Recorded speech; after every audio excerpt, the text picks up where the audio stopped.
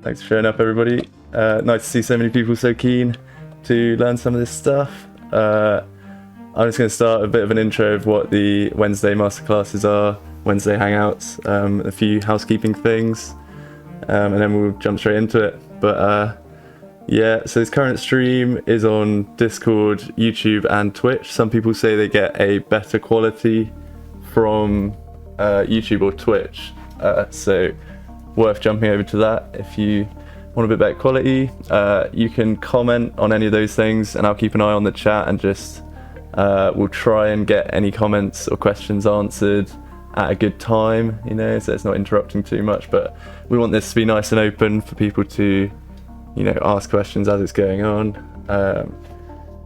Yeah, everyone's going to be muted on joining this voice channel, but I will flip all the permissions at the end, so we can just have a big session of anyone who wants to chat about this stuff. That's totally open after the masterclass. And we'll re-upload the stream on YouTube shortly after the event, and Dan's going to be putting out some assets on his Patreon and Gumroad, so if you want the project files for this, that'll all be linked and you can get that there. So yeah, this is a Wednesday masterclass. We hang out every Wednesday on the Off World Live voice chat, sometimes more informal and just sharing ideas and creations and just having some fun, sharing some stuff, hanging out, but we aim to get a super special masterclass speaker every 2 or 3 weeks, so there'll be someone sharing some interesting stuff pretty often on a Wednesday at around the same time. Might do different times for different time zones, but usually around 5 on a Wednesday. So yeah, these masterclasses are just aimed at showing not just the off-world live streaming toolkit, but useful, interesting, creative things you can do around it with all the equipment that it brings together, all the programs it brings together. So there'll be such a mad variety of stuff being shown in these masterclasses. And yeah, this week we have the awesome Dan Molnar, aka FunctionStore, TouchDesigner wizard, working as a freelancer in this field for the past 2 years, working with some great clients on interactive installations and real-time audio reactive work for musicians. And yeah, Dan shares his knowledge on his tutorials on TouchDesigner and things like that. And he's got some awesome assets on his Patreon and his Gumroad.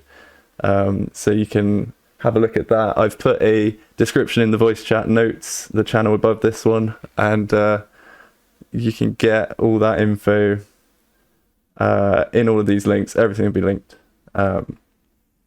So yeah, Dan's going to be showing us some methods for creating live generated visuals in TouchDesigner, taking that data, pushing it to Unreal, and making this amazing hybrid pipeline of taking this data and making this 3D representation of it to make it super pretty in Unreal, basically. So if Dan's ready, I'll happily pass over to him now. Yep. Hey everyone, I will share my camera first of all. Okay, is it alright? Awesome. Yeah, I can see. Cool. So yeah, hey everyone, thanks Jasper for the intro. I'm Dan Molnar, as known as FunctionStore. Yeah, I don't want to repeat what's just been said. We're gonna create this kind of hybrid pipeline between TouchDesigner and Unreal Engine, and the benefit of that is gonna be maybe for some of you who know Unreal, it's not gonna be, you know, immediately beneficial, but those who only know TouchDesigner and just like the looks of Unreal Engine and wanna transform their instance networks into Unreal, into these beautiful, in this case, ray traced networks. Scenes. Sorry. Then this will be a very good workshop for you. We're gonna go step by step. First, building this component in TouchDesigner, which will send over textures to Unreal, and then on the Unreal side we will use the live streaming toolkit by Off World Live to recreate these textures, and then to sample them and use a Niagara network to essentially get the same thing that we have in TouchDesigner. So this requires some basic knowledge about TouchDesigner and Unreal, namely instancing in TouchDesigner, and in Unreal the basic user interface and some minor Niagara knowledge.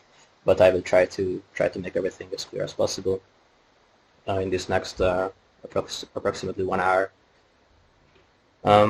So we're gonna start with a clean project actually. Let me close this one. And yeah, as just said, everything is gonna be on my Patreon and Gumroad. Yeah, Gumroad afterwards. So you can just take a shortcut if you want. But yeah, let's learn also some stuff. So we're gonna start with a new project in Unreal. I'm currently using 4.20 7.2, I believe, but it also works with a 5.0 preview too. I tested it. There were some minor hiccups, so I didn't bother diving deeper into that. But I'm gonna create a blank project in Unreal, a blueprint project, ray tracing disabled.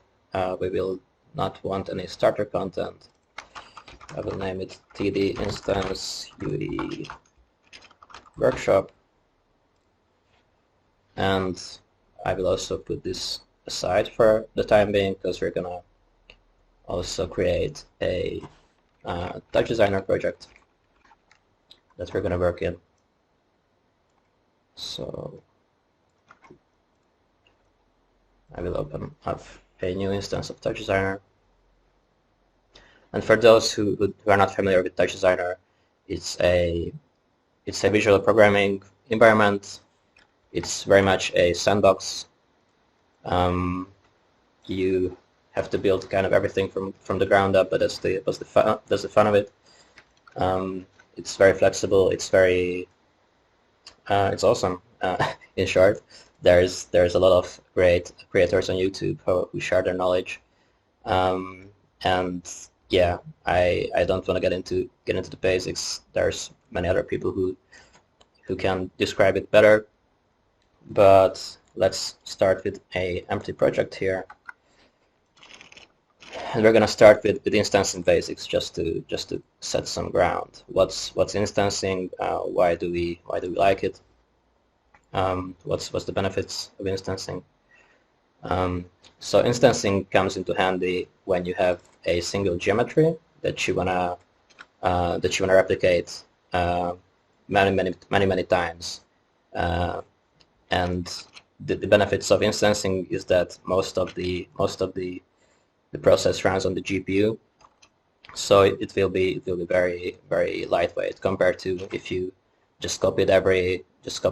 For example, now we're gonna do a box instance, a box geometry here.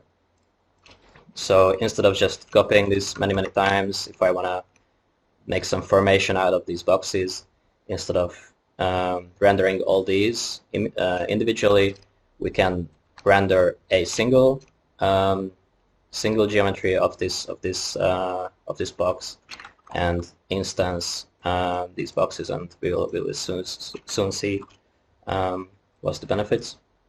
So I'm gonna create a basic render network here in TouchDesigner. I put down a box, then afterwards I put down a geometry node. I will need a camera, and I will also need a light, and I need a render top to render everything on the GPU. Put down a null to display something, and we have our single box here. So what if I wanted to have many boxes? I could take, for example, a grid sub of TouchDesigner.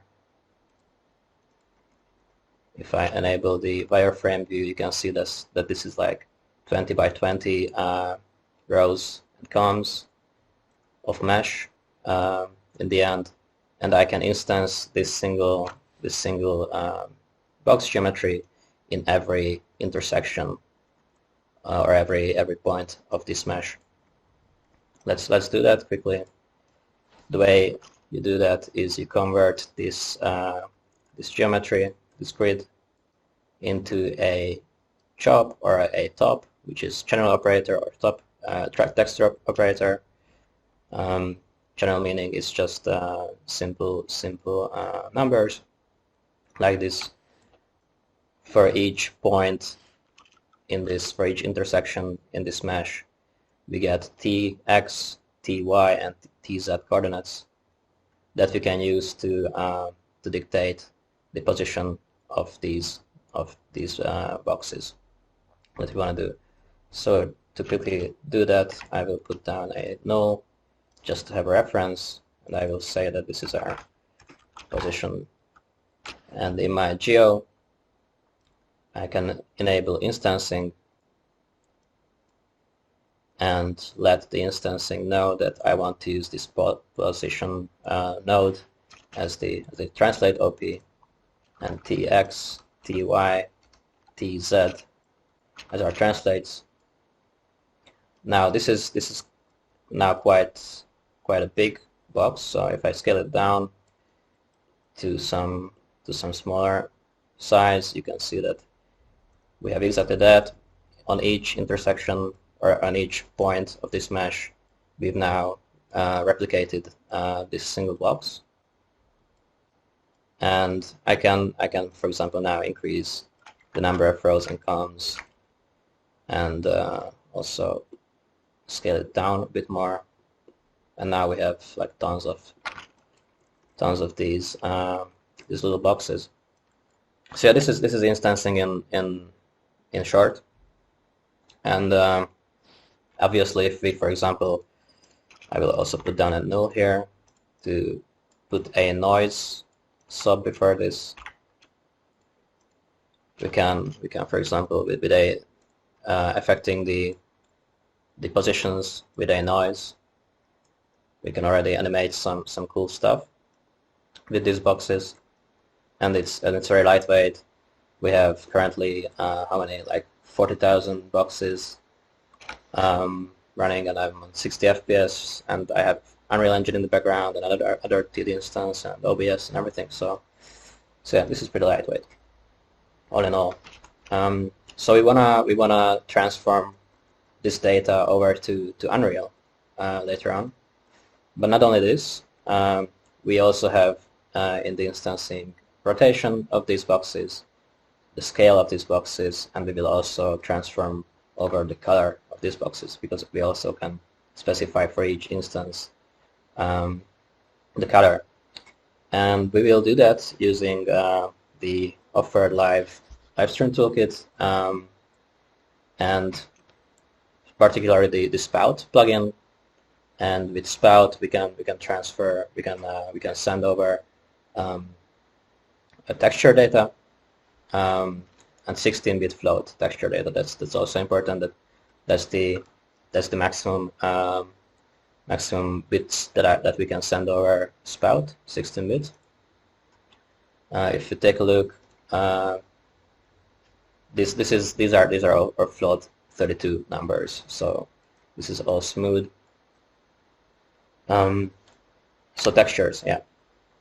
We can also instance using textures in TouchDesigner.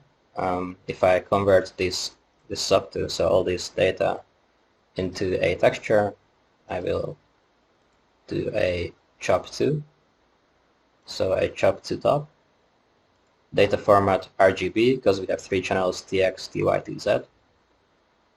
And on the image layout, I'm selecting fit to square. So we have a square texture that's going to encode for each of our instances the position in RGB values.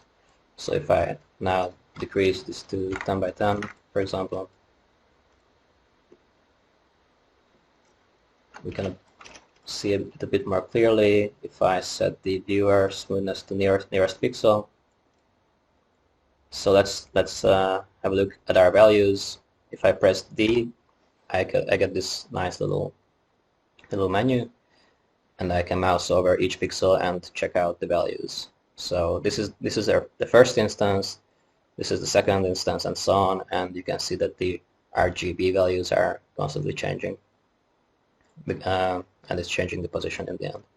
So we can also use this texture, for example, to instance. I can just drag this onto here and specify R, G, and B channels. This also works, and we're going to utilize this way of instancing also in Unreal Engine. So we're going to basically recreate what's happening inside this or behind this geo component with the instancing enabled. Okay, I think that's enough about instancing. Let's use this as our initial test texture that we're gonna first send over. So I'm gonna put down a null here, name this pause. I'm gonna also create a noise texture for the scale, for example. If I connect the noise, the first input of this job to the noise, I will get the same amount of pixels in this noise.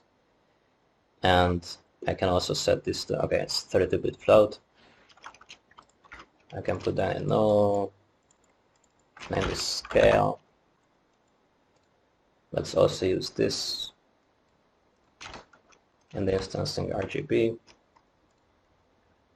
We can also animate this this noise, so make it change in time with the apps time .seconds. Let's make it a bit faster. Let's also add a texture for rotation. Let's also do a noise. So copy and paste the previous noise. Name this rod. And in the instancing tab, I can, instancing the first one, specify this texture, again RGB values, but because this goes from 0 to 1, I now multiply these values by 360, let's say. Now they are also rotating, and we can use the same texture as the noise, for example, for the color. Let's do that. Name it color. And in the instancing 2 tab, I can specify the color OP as RGB, like so. And we have all the textures that we want to send over to Unreal. So obviously we will need spout, which we have in Touch in the tops. But first we need to tackle some issues, namely the difference between the coordinate systems in Unreal and in Touch. So if we take a look in this geo, for example, we can see that on the right we have the +X, up we have +Y, and towards the camera we have +Z. And in Unreal it's quite different. As you can see, we have the facing away from the camera we have +X, up we have +Z, and to the right we have Y. So we need to tackle this issue, and we're gonna do everything in TouchDesigner. We could do this in Unreal as well. So just plainly sending everything like this over to Unreal, and then on Unreal side dealing with this issue. But I find it easier to manipulate this data in Touch, and it also makes more sense to do this, to kind of separate the two words. So yeah, Unreal already gets. Actually had a question about that earlier on. Someone was asking sort of what are the benefits of doing all of this in Touch, when you could do it in Niagara or something, but yeah, exactly. That's where personal preference comes into play. I would say, because yeah, you could do everything in Niagara, but I'm a touch user. I just like how Unreal looks. Some of the times the materials are amazing. The rendering engine is amazing. You know, the environments that you can create are amazing. So I like it for that aspect, but for procedural generation, um, I just find TouchDesigner to be more in your face and to be more transparent, and more kind of real time, more instant. Um, I find Niagara a bit, you know, you don't really see these things in Niagara like this. So yeah, it's personal preference. If you're a Niagara wizard and you started doing procedural stuff there, then yeah, then there might be no benefit at all. But you might find yourself also doing a project where you're using TouchDesigner, or you're getting some data from TouchDesigner, and then it might be beneficial for a real time project. I hope that answers the question. So going forward, as I said, we need to transform our coordinate system. So we will first do that on the position. I will put down a reorder top after this position, and to transform our coordinate system, we need to, for the output red, which will be our output x. It's kind of a you know, you need to think this through to what goes where, but essentially red, green, blue is Unreal's x, y, and z, and on the right here the input is TouchDesigner's x, y, and z. So to have Unreal's x is we input the blue channel from this input texture, and to get the green, which is the y, we use the red channel. To have the blue, which is the z in Unreal, we use the green channel of the input texture. So we've transformed our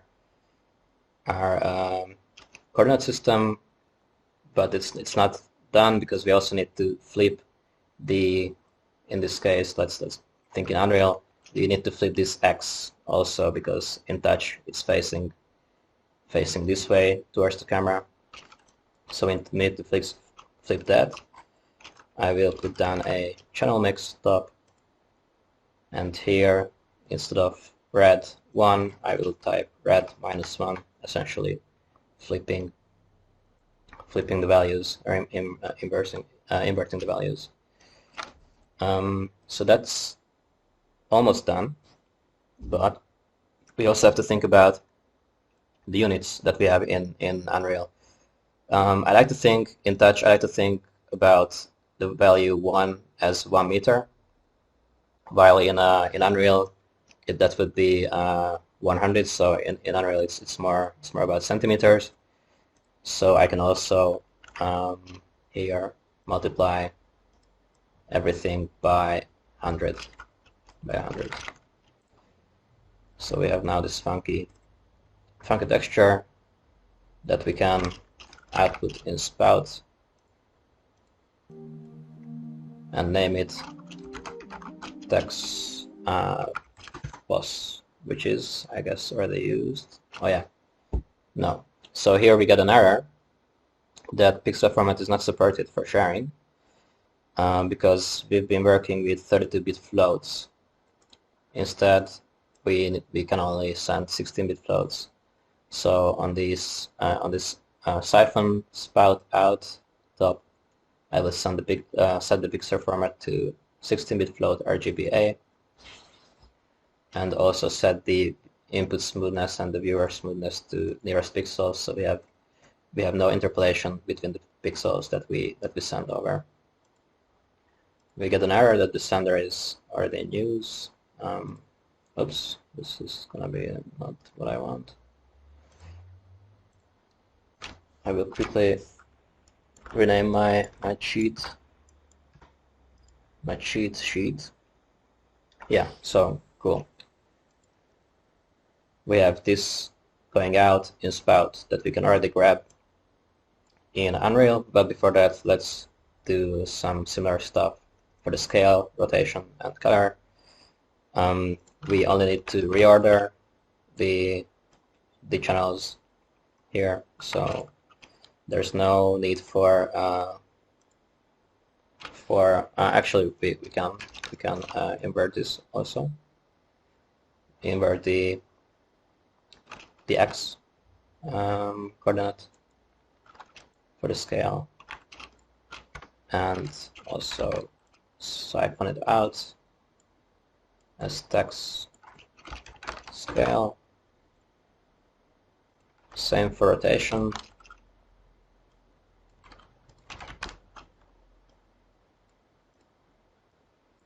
Text rot. And the color we can simply send over as text color. So that's basically it. On the touch side of the setup, again to recap, we've created a grid sub to specify the tx, ty, and tz positions for each of the instances. We converted it to first a chop, then to a top, so that we are in a GPU world that we can then send over Spout. But before that, we transformed the coordinate system because there is an inherent difference between Unreal's and Touch's coordinates. So yeah, that's about it. We could make it a bit more fancy, add some more parameters, and kind of, for example, collapse this into its own little folder. On my Patreon, you will find an already cleaned up version of this component with some parameters, but let's keep it simple for now. And we can already jump into Unreal. Now that we have all this, let's open Unreal. So in Unreal, you will need to have the live streaming toolkit from Off World Live enabled. So I will do that in Edit, Plugins, and here I will here live streaming, Off World Live enabled. Yeah, so I enabled the plugin. Here I need to restart the editor. And by the way, you can grab the plugin of offworld.live here under Products, Unreal Engine Live Streaming Toolkit, and there's a free download for 5.0 also, but also 4.27 with an installer, so it's very easy to install. Now we're back in Unreal. I think we have the plugin enabled, right? So let's set up our spout receivers and render targets first. I'm sure there's a tutorial out there about this, but let's just do it quickly. Anyway, we need to do this, so we're gonna first start with the spout receivers. I will put down one first, put this into a folder. I will call this instance, and I will rename this to _pause and add a new spout receiver here. In the spout receiver settings, we have the incoming spout streams here under name. We'll select the pause, and I will add a new render target here. In the drop-down menu of the render target, just click on render target and name this pause text_pause. And if I activate this, we should be already getting the data through Spout into Unreal. There's a very important step that we need to do, because by default the render target is gonna filter this texture, so we will not get such discrete pixels that we sent over. And we can do that by setting the texture group here in the level of detail to 2D pixels unfiltered. And I can save this now. So again, I double-clicked on the render target to get this menu up. Level of detail, texture group to 2D pixels unfiltered. It's cool, we have this now. I will copy and paste this a few times for the texture scale, texture rotation, and the color. And I will also copy and paste this spout receiver a few times. Also rename these just to be proper.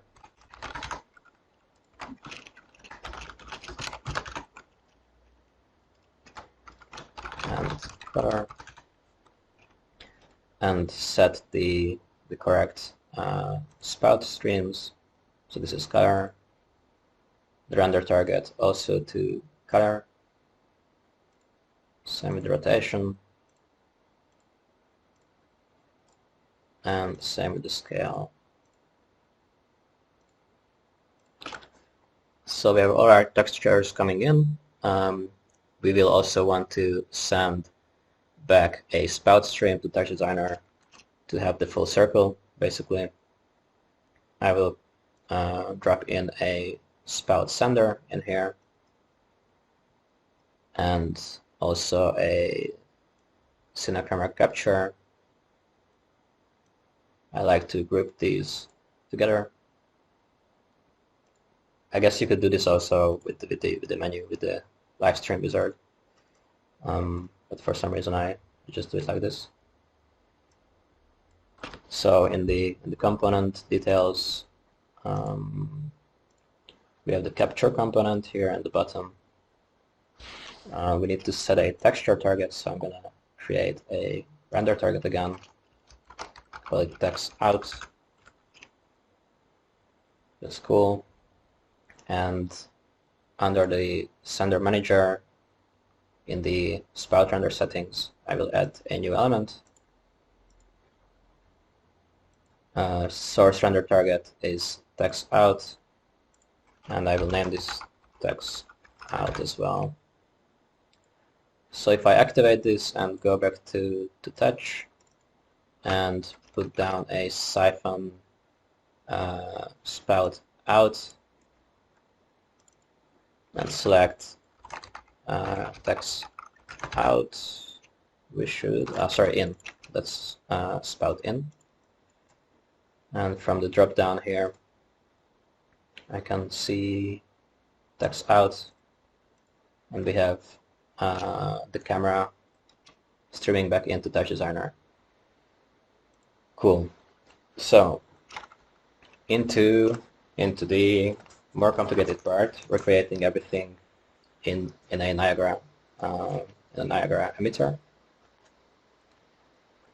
I will start with a FX Niagara emitter. We will base this off a fountain, first of all. And for those who are not familiar with Niagara, it's the particle system in Unreal. It can be very high level, and it can be also very low level. It's very versatile, and it's very cool. And yeah, we will do everything now there. I will rename this NE instancing this Niagara emitter that we just created. And open this up. We have this fountain going on. Very cool. And I will start with deleting some stuff, because we just needed this fountain to start off with something. I will delete this spawn rate here. I will delete the sphere location. It will be very, very basic. We will build this from the startup. I will delete this velocity. I will delete the forces, drag, scale color, solve forces, and we are left with the very basics.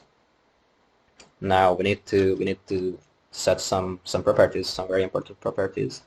Now in the emitter properties, we want to have a GPU compute sim as our sim target. So we want to do everything on the GPU to be as efficient as possible. We need to enable fixed bounds, as the warning here says.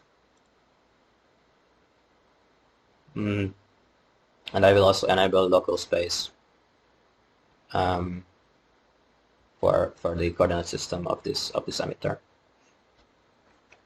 Then I will disable interpolated spawning. We don't need that, and we will require persistent IDs so that we keep track of each particle with a number, similarly to how it is in Touch. For example, here we have the first, the 21st, and so on particle numbered in this way in the instancing, and also here there's also some numbering in the background based on the pixel position.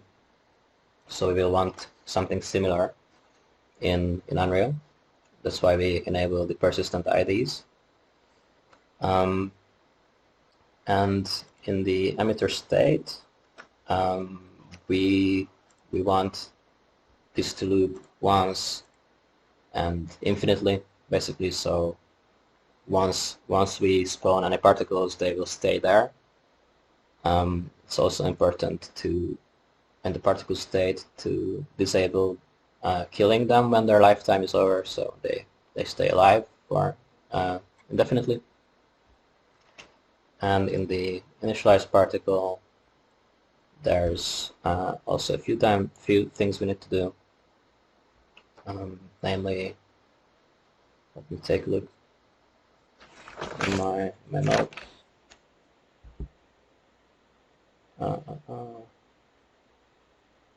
Yeah, we need to set the simulation position to direct set so that all our particles start at 0, 0, 0. It's not really important, but we can do that. The size mode for the sprites, because we can also render sprites and meshes in Unreal, in Niagara. I mean, we will set this to uniform and keep it at 10, let's say, the sprite size. Also, the mesh scale mode, I will set this to uniform and 1, so every particle that we spawn, the scale of it will be 1. Right. In the renderer, we can also add a mesh renderer so that we can switch between rendering sprites or meshes. Let's also add a mesh to our project. I will place down I copy a cube in here so that we have it, and I'll select the cube so that later on we can see some cubes similarly to what we have in Touch. This you will have to update manually, so we cannot really send over the geometry data of the instance itself. Maybe we could, but not now. So this you need to set manually in Unreal right here. And I guess this would be the basic setup for the Niagara. We will then go on with building up everything regarding instancing. The initialized particle, I think we set everything correctly. Right. So just give me 1 second. If there's any questions so far, I guess there might be a lot or none, but feel free to ask them.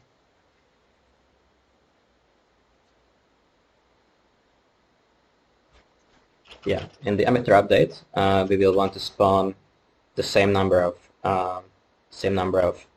instances as we have in Touch or in our texture. So I will put down a spawn burst instantaneous in the emitter update. Spawn time we keep at 0, and spawn count I will add as a user exposed parameter. So right here I will click on this plus and add a int32, call this num instances, and drag this onto the spawn count. So we start off with the same number of particles as in TouchDesigner. This you will have to unfortunately set manually.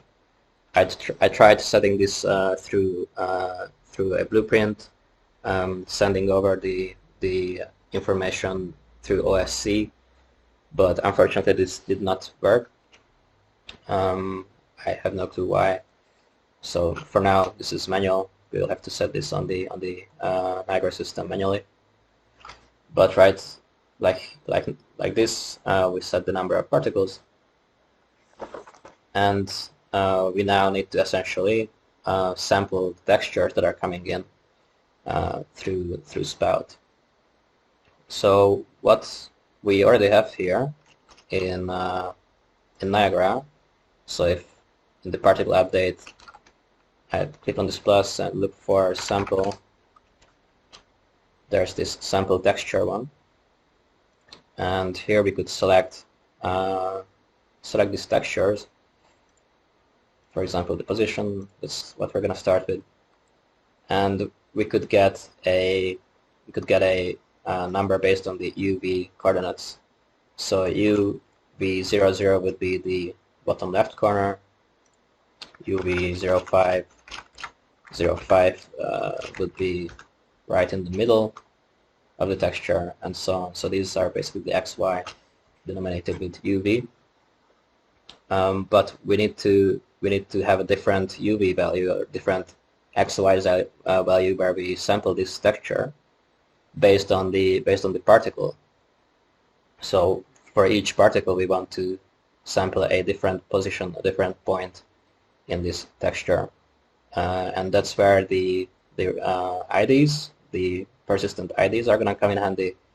Because let's say that we spawned 100 particles. If we set the CPU user value to 100, each of them will be numbered from 0 to 99, and in that way we can keep track of them, and also use that number information to sample this texture. So to do that, we will start off from this module script and modify it according to our needs. So instead of this UV, let me just first save this as my sample texture in my contents. So we will not use the UV because this will be dictated by the ID of the particular particle that's reading this Niagara system. So I will remove this pin. It's giving me a warning because the library visibility is exposed. I will put this to unexposed for a while. So we will get the texture input, and we also require, as I said, the ID of our particles. So we can grab that as the input and start building basically the toughest part of the tutorial, I would say, and also the part that took me the most to figure out how to sample the correct positions in our textures for each particle. And the problem comes. Let me open up a TouchDesigner demonstration The problem comes from the fact that we want to sample the middle of a pixel, because we have pixels, but there's also subpixels inside these textures. So if I open this explanation up, you will quickly see. Ignore all this for just a second.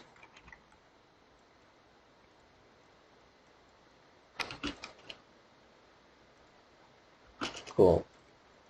So here we also have kind of similar textures as before: position, scale, rotation, color, and I created this instance network based on these values. So this is like a 3D thing, and I put down this other geometry, and these rectangles will show us where we are sampling the textures.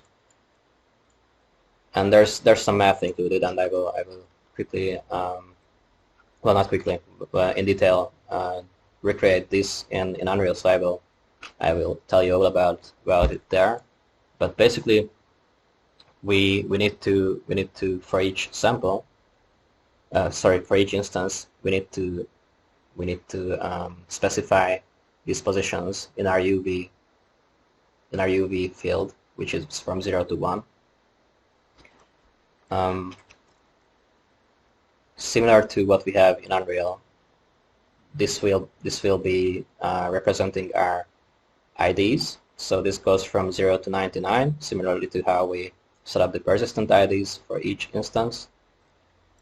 And we need to somehow get to the point where we have an X coordinate and a Y UV coordinate for each of these samples.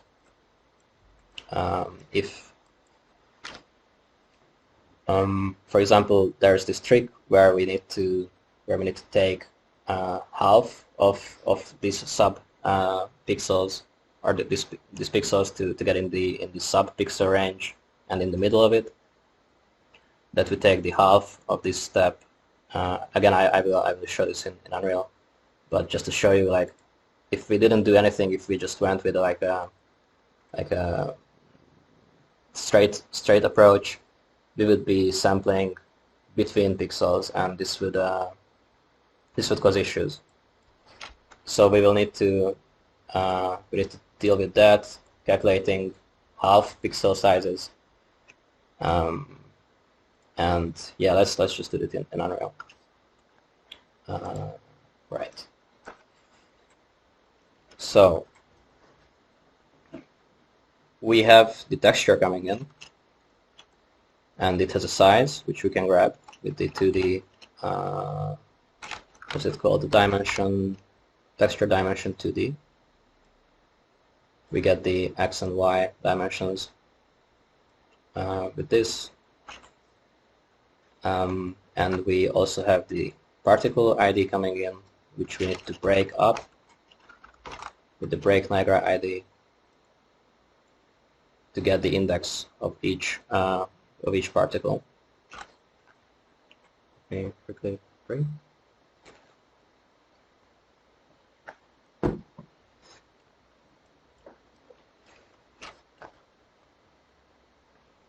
And we can, so this goes from 0 to 99 if you're, again, thinking about my 100 instances. We need to convert this to X and Y values. So going from, let's see here, going from, on the X coordinate, going from 0 to 10, or 0 to 9, sorry, 0 to 9. So on the X, going from 0 to 9 here, and on the Y, staying on Y0, while this is going from 0 to 9. So if you look at these two graphs, we can kind of see what's going on. We have this is the X, this is the Y. So Y stays 0, X goes 0 to 9, then on the next row, Y goes to some value, to 1, and X again goes from 0 to 9. So we need to recreate this kind of sawtooth and this step in Unreal and that is very easily possible with this node called convert index to 2D lookup. If we look inside, we see that there is a modulo and a divide going on. The modulo to get this sawtooth shape, and the divide to get this truncated, and also the truncate afterwards to get this step value. So the input of that, of course, we need the size of this texture, which in this case comes from this texture dimensions 2D. But because this is 2D, we need to break this up to a vector 2D. We'll make some room here and grab the, for example, the x, size x of the texture. So now, in principle, in Unreal, we have the same data as these two, so the x and the y positions.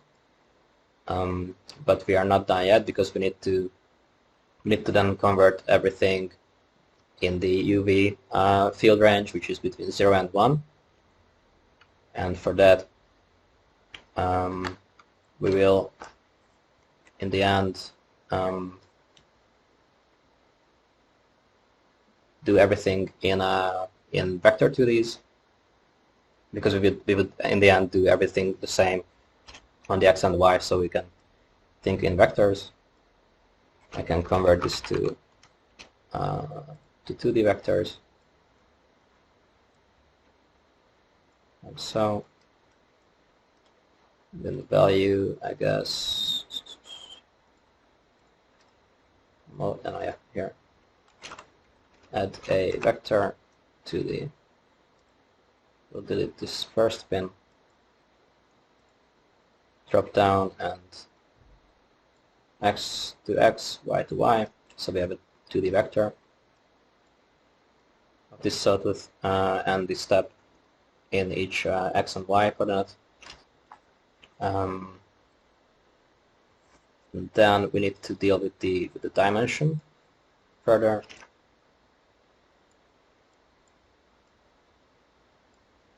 So dimension is, in this case, if we again think about 10 by 10, it will give us, yeah, the dimension of this this texture. And if we take the inverse of those dimensions, we get the step from 0 to 1. We get a step from 0 to 1. Instead of this going from 0, 1, 2, 3, it will go 0, 0.1, and so on until approximately 1. So here we get the step, for example, we have the res x, and we invert it in touch. We get the step, so we will do the same here. We have the xy, and we can invert it with a divide.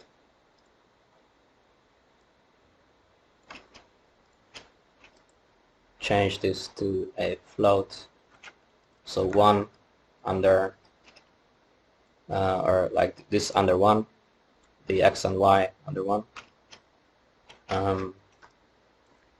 And then we will also divide this by 2, so that we get a half step. So this is where the half step is counted in touch.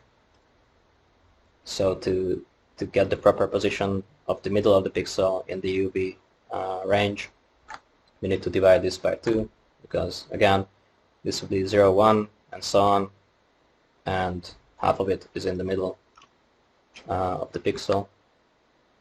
So we divide this all by 2. I put down a divide, right click on the pin, convert numeric to float, and divide by 2 like this. Cool.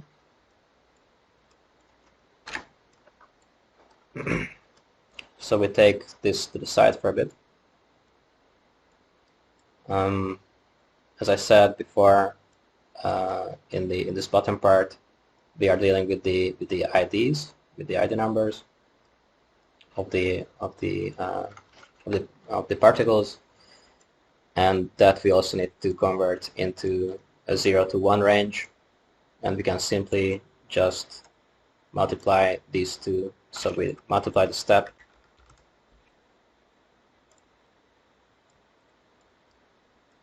with these x and y lookup positions that we calculated before with the modulo and the divide. So we have these discrete positions, and now we can add these half steps into that. If I now add these two, we have basically the same positions created for all of our particles that we have numbered in Unreal Niagara, like this. So I will connect this to the sample texture 2D input, and also connect it to these sampler UV and sampler UV parameters. And if I didn't mess up anything, it should be done. Yeah, sorry for the kind of messy explanation here. It took some time to figure out this thing, and it's half of it is intuition, half of it I know what I'm doing. Yeah, I hope maybe I will write a blog post about this and kind of get this better together.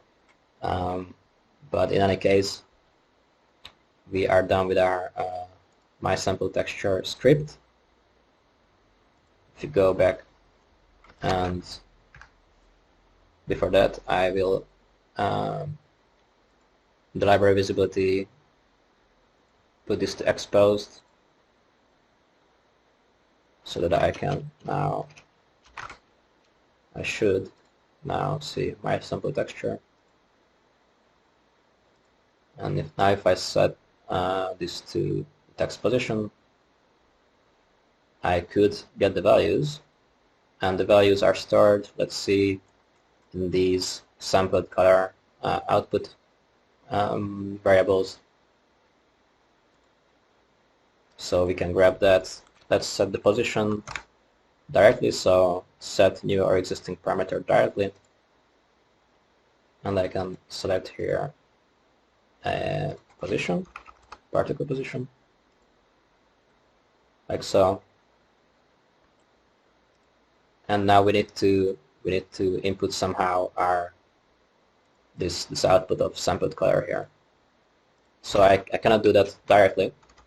We need to convert, so make vector from linear color RGB.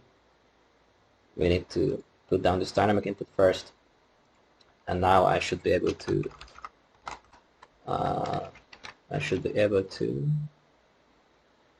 right. Okay. Yeah, here. I just need to recompile it. It seems. Here, if I start typing sampled color, we can see the output of that. And in principle, if we did everything alright, we should already be seeing something. Let's see what happens. Now we have that. We need to, of course, now it's just an emitter. We need a Niagara system. So I will right-click onto this instancing emitter and create Niagara system. Rename this to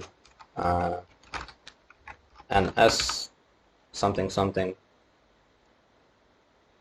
Drop it down into our project,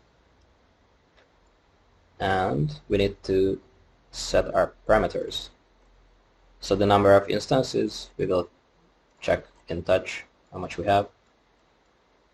Let's middle click on this, for example, and yeah, we have 100 pixels here. So I will set this to 100, And voila, we already have something going on, which is amazing. Of course, the scales are different. Like these are, I guess, yeah, I don't know, yeah, 100 by 100 by 100 in size. So we will deal with that later.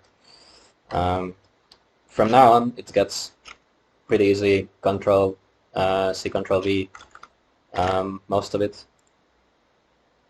So let's get back here and do something similar with our scale, rotation, and color. I will copy and paste this my sample texture. I will also rename it so that we have some clarity. Bring this to pause. I will rename this to scale next. Oops. Yep. Select scale, render target, and let's set our scale of mesh scale mesh size in the particle update. And similarly, like before, we need to convert this to the vector. These RGB values that we're gonna grab from now. This next my sample texture 001 sampled color. And if we check it out now, something has changed for sure. Let's see what's going on. I will now split my screen. This is the good part of working in both, having less screen space. So let's see. Yeah, it seems like we don't need to. Yeah, we don't need to invert the red channel for the scale. I can scale down this here with a math top. So if I now scale down the values of this texture and bring this a bit more up, we have something similar. I guess the exact value of this would be 0.1 again, because of the conversion of the unit system from meters to centimeters, kind of. So that's cool. That's our scale. Next, we do the rotation. Again, copy and paste this texture sampling thingy. Select texture rotate, and here for the mesh rotation, rotate. I think there's no Niagara module for that, but that's not a problem because we can do it. Update mesh orientation. There's this one. Yeah, if you look inside, no, this is not what I want actually. Let's set the parameter directly, maybe. Sprite rotation, no. This is when I need to look into my cheat, or maybe someone can speak up. What's the mesh rotation? Updates.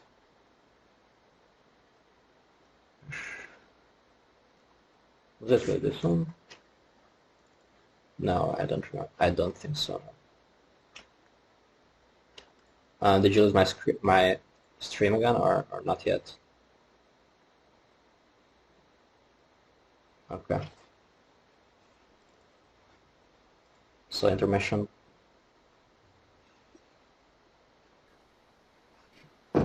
Did have a question about someone asking if this can be used with in Unreal with things like Aximmetry and Reality Hub. I'm not really familiar with these programs, but not really. But I'm sure it could. I I don't know basically, but if I guess those are also real time, and I know some like virtual production stuff, right?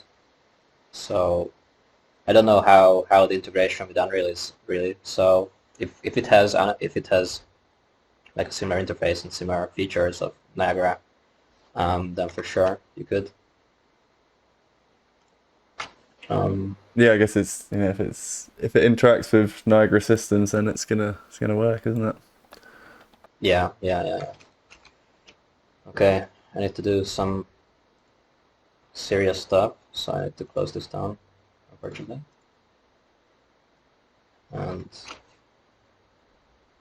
open up a... Yeah, I might as well just stay in this project now, because the gist of it is done. The step-by-step part, and I can show the rest in the complete project file. So let's again go into our emitter and check out what's happening with the... Well, yeah, like if you want to scale the sprite size, there's the scale sprite size module. You do the same thing, more or less, of grabbing the sampled color of the appropriate sample texture module, and grab a single channel out of that, because sprites can only be stretched in one so yeah, by one value for each. Yeah, they can be stretched by a single number, by a float. So you need to grab that make float from vector, grab the sampled color, and take whichever channel you want for the sprite. If you want to work with sprites, for the rotation, as I said, we grab the rotation texture. Here in this project file, I set up everything as a user exposed parameter. So we set this on the Niagara system, the texture. But then, yeah, it's mesh orientation, it seems, yeah, that we need to update. But there's a small difference again between Unreal and Touch, and that is that the mesh orientation works with quaternions. So what we need to do is create this scratchpad module, grab a vector, which will be our sampled color of the texture of the rotation, and then break that vector into X, Y, and Z, and use those values as yaw, pitch, and brawl in the quaternion conversion. So taking the RGB values again, sampling those, inputting these sampled colors into this scratch, and converting to quaternions. So this is the rotation. And then on the color, again, we copy and paste the previously created sampler, choose the color texture, and set the color directly. We don't even need to convert it this time, just get the correct sampled color texture for the color. And basically that's done. We can do some fun stuff further with Niagara. In the system that we created from this emitter, we can add, for example, curl noise in here, so we can kind of combine the strength of both software in here. I will fix this issue of velocities, calculation and stuff. And if we, yeah, just as an example, we can merge these two two systems together now. And again, still I can modify stuff in Touch, and it will have immediate effect on the Niagara system. What can I do? Like, yeah, this is really up to you what you do with this at this point. There's some visual bug for some reason that this kind of flickers when I mouse over it or mouse away. I don't know why it's happening.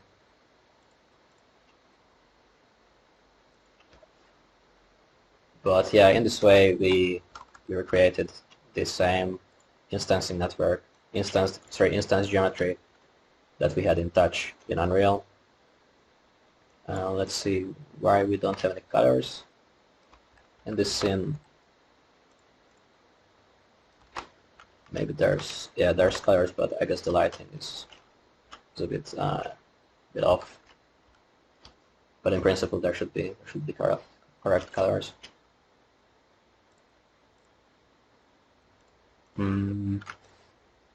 Yeah, I hope I try to fit this in Molnar. It's pretty tough to do so. I hope this was somewhat followable, and yeah, there's gonna be recording. Also, the project files are gonna be on my Patreon, and also on my Gumroad. If you don't wanna join my Patreon, I still need to upload it to Gumroad, but it will also be there. I guess for around $5 if you wanna do that. And yeah, depending on, I will rewatch the recording, and I might do a longer video, longer rundown on this on YouTube. But for now, this should do, I guess. Yeah. Anything from your side? Yeah, great. Thanks so much for that. So awesome. I will just flip the permissions on the channel, just open this discussion up really. Yeah, see if anyone wants to chat. But yeah, super cool. For me, it's like I'm not that familiar with Touch, so it does just open out quite a lot of possibilities, really, which is really nice. Obviously, having the fact that you can do all the things that TouchDesigner could do, you know, like live input kind of stuff. That seems like one big benefit of running it all through that. That'd be really awesome. Yeah, something really fun that you can do. For example, I have a Kinect camera here with point clouds, and I could also just very easily, you know, put down my Kinect top here, set it to depth point clouds. Now I have lots of pixels here, so I will scale this down to something lower. 1000 by 1000 points. Let's make it a bit lower. Let's 200 by 200. Let's say it like that. And now if I use this as my position data in the very beginning instead of my my grid, I will then replace all of these here and set the number of instances here to 40,000. So yeah, you need to do this manually, as I said. And yeah, it's pretty funky, but it's because of these visual bugs that I mentioned. Like somehow when I move my mouse, it happens for whatever reason. But we should be able to sort of kind of see me here. Yeah. Just a quick demonstration. This is why I like that you can marry these two programs together, because it's super fast to do these things in Touch, and to manipulate data in Touch. Yeah, that's it. Yeah, massive argument for using both of those, like the powers of both of them together, and then obviously Unreal for the making it a nice looking render at the end of it. Yeah, which we don't have here, but there's the good thing about Unreal. There's many assets on the market, and you can have beautiful scenes very easily. For sure. Yeah, for sure. As for the voice channel, I tried flipping the permissions. It might be that, while there's a chat going on, it doesn't work, or people have just muted themselves. But yeah, if anyone has any questions, feel free to jump in or leave a comment. But yeah, other than that, it's looking pretty good. Yeah, just want to thank you again for sharing your skills and sharing your time. It's really, really cool, and definitely that having that on your Patreon, on your Gumroad, is super useful because you've done all the dirty work there recreating that. Yeah, it will just save a lot of time for whoever wants to do that. Yeah. So yeah, it was my pleasure to share this. I actually have not used this yet in any of my projects or even any of my Instagram posts. So this is like hot out of the oven stuff. I was going to ask if you'd used it for any projects. Yeah. Sorry? Yeah. I was going to ask if you used it for any projects, but you haven't yet. Yeah, interesting. Yeah, I literally finished working on this like a week ago. So so this is hot off the press. Yeah. Exclusive. So yeah. Right. If we've got no questions, I welcome questions just about Touch in general. If somebody is not too familiar with it, I can also recommend some resources if someone wants. Yeah, just feel free to ask if you want any info. And you can also find me on Instagram at function.str. I'm very happy to answer any questions anytime. So, and also on my Patreon you can also find me. Yeah. And you got a wealth of great tutorials on your YouTube as well, which is really nice. Well worth checking out. Thanks. Yeah. I try to create components that people can easily reuse in their networks and kind of broaden their toolkit in TouchDesigner.